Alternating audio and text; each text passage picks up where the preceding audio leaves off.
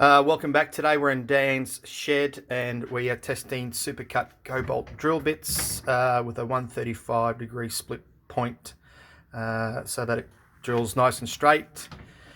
It's always best to use these lubricated. We're going to test this on 3 different kinds of metal, just standard aluminium, slightly thicker 3 to 4 mil aluminium channel, and a thicker 5 mil steel plate.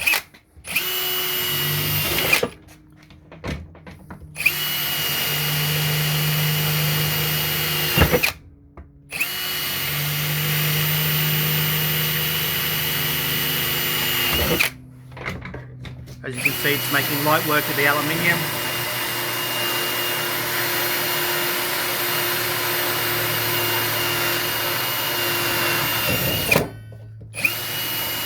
Cut through the steel plate quite nicely.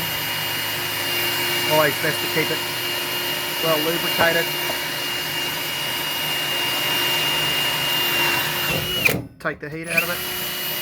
And just a third hole to show you that they're good, strong, sturdy drill bit to do the job.